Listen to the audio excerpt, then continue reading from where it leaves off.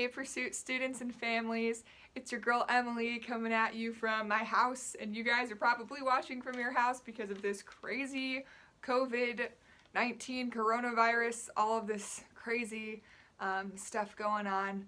But thank the Lord for social media and technology where we can still encourage one another, contact each other, still have church together and things like this, where we can just have a little devotion and still be encouraged and reminded of how good the Lord has been. And so I am gonna talk to you guys about what I've been learning, kind of what's been going on in my life, and hopefully it's encouraging and hopefully it gives you a good challenge.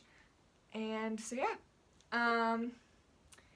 right now I am obviously stuck at home doing online school. I came back from spring break and was going into my last 8 weeks as a freshman at Grace College, and they were like, nope, you're going home. And so that was a shock. It was for a couple of days. We were waiting around, kind of like waiting for a big snow day that you didn't want to happen, which I've never had that before. I'm usually excited about school closing, but it was kind of a bummer. Can't even imagine seniors and what you guys are going through. I would love to hear how you guys are adapting or coping with all of this. This is a difficult time, and I'm sorry. But that's kind of what I wanted to talk about today, is how we're all coping with this and different ways to cope. Because when I'm home, I fall into so many different things, because when you're home, your routine's gone. Yes, we still have our online school, but we're not face-to-face with our teachers, and we don't have to get up at a certain time, and it's a new normal all over again. It kind of feels like we're on summer break, yet there's still school, and so it's kind of confusing. But since I've been home, for the first couple of weeks, I have to be honest, because I was so shocked about everything going on, I was just like, sweet, I'm home, I get to do some things I wanted to do. So like, I watched Netflix like crazy. I got hooked on this show with my parents, and we've been watching it over and over and over again, and that's been really fun. And just calling my friends, talking to them, being on social media. There's so much going on there. TikTok, going crazy with all this corona stuff. And so another thing's food. There's nothing to do here, so all we do is kind of eat food, and so that's been going on. But so for the first couple of weeks, it was kind of fun because we had all of those things, and now I've been realizing that they're not filling and that they fade away. And then when you are alone and you are in your room and you're laying in your bed and you can't sleep, Satan starts to attack you. He starts to attack your thoughts. He starts to make you worry. You're anxious. You're doubting things. You're fearful of different things. You're falling into temptation. And yeah, I had a couple low days and low points where I'm just like, God, why is all this happening? And then I realized that for the past couple of weeks I hadn't been focusing on Him, and I hadn't been spending time with the Lord, and I had been using these other coping mechanisms, Netflix, calling friends, social media, food even, and I had not, I'd essentially forgotten about the Lord, because I just fell into what was in front of me that looked good, that looked comforting, that looked satisfying, and it was good for a short time. And then when the trial came and when the fire came of Satan, I fell apart. And so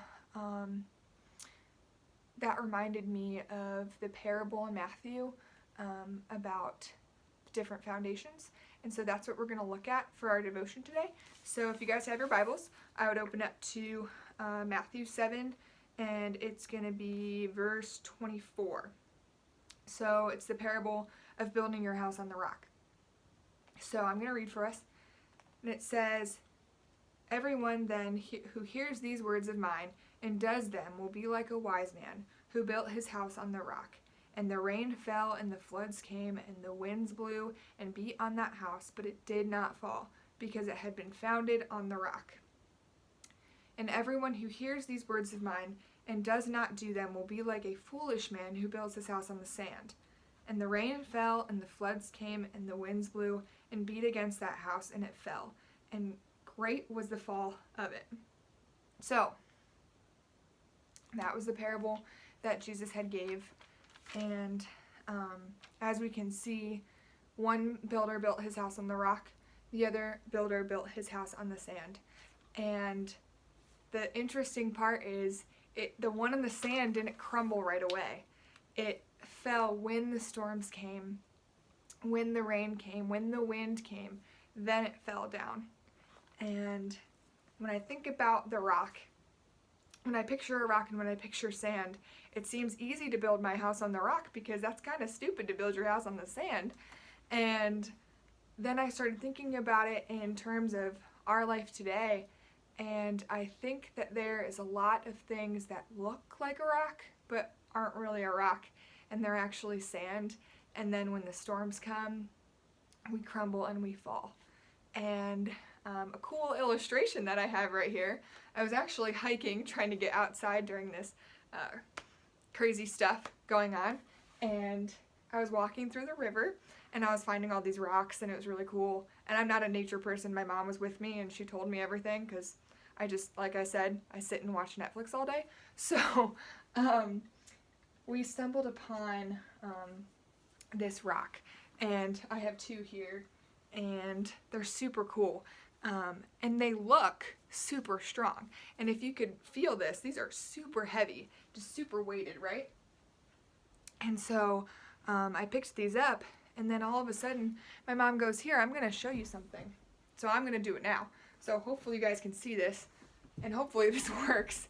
So I have this rock, okay? And then here's the other rock. Now watch this. Completely broke in half. And now there are little rocks all over my carpet, but they're in little pieces everywhere. All over. And I was like, how in the world did that break? It's a rock. It was so strong. And what I learned was it's called, what is it called? It's called shale rock. And it's made out of clay and not actual rock.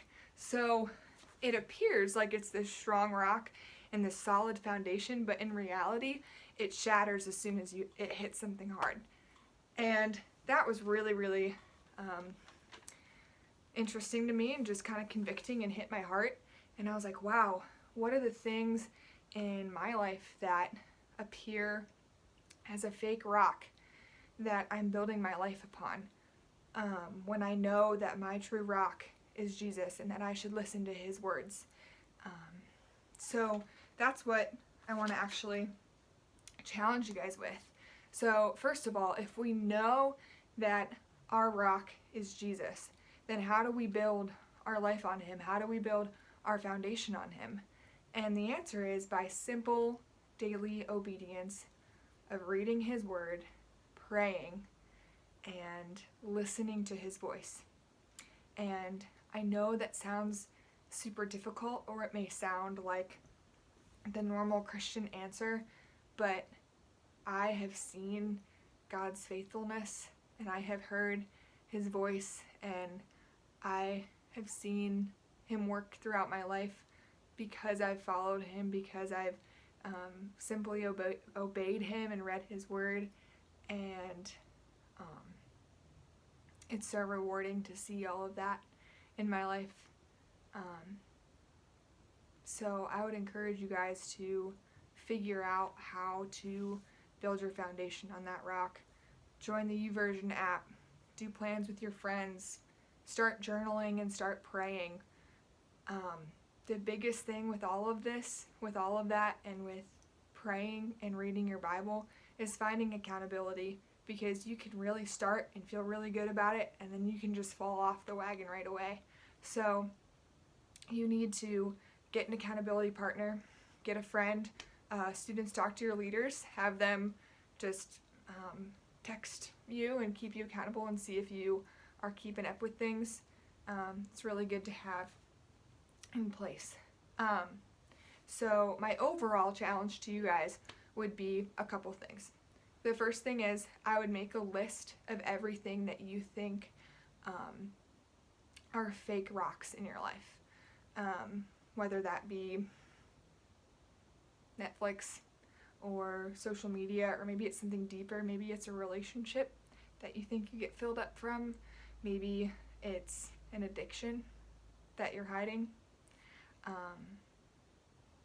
Yeah, there's a lot of stuff that are fake rocks, and they're all temporal. Those things are temporary fixes, but Jesus is your eternal fix. And so I want you guys to remember that. So I want you to write a list of those things that are fake rocks in your life. The second thing I want you to do is to make a plan to spend time with Jesus. Sometimes when you have a routine and put that into your schedule, you're able to do it more easily. So I would put that into play, like have a plan, do the YouVersion app, or find another Bible reading plan, journal, have a plan put into place, and have an accountability partner. And the last thing that I would do is I would memorize verses or find verses in the Bible that are helpful and useful for you when you go through hard times. If you know something that you struggle with, or you know something that Satan is going to try to attack during this time when you're alone, find a verse that combats that with truth and memorize it, so that when you are in a situation where the storms come, maybe this is your storm right now, or maybe it's coming, you will have truth to back it up with and to fight against it. And that's very, very, very important. Because like I said, when I finally realized that at the beginning of all of this, in the first couple of weeks where I kind of neglected time with the Lord, I fell apart and I wasn't able to handle what was thrown at me. But when those things are thrown at you, you will have practiced and memorized truth to fight against it.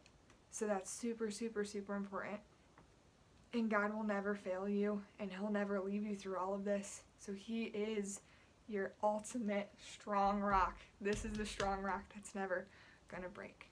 So those are my 3 things for your guys' challenge this week. I hope you enjoyed this little devotion. Now I have to go clean up my floor, and so I hope you guys enjoyed this, but I'm praying for all of you. I hope you have a great week, and I hope that take this to heart. So see you guys later.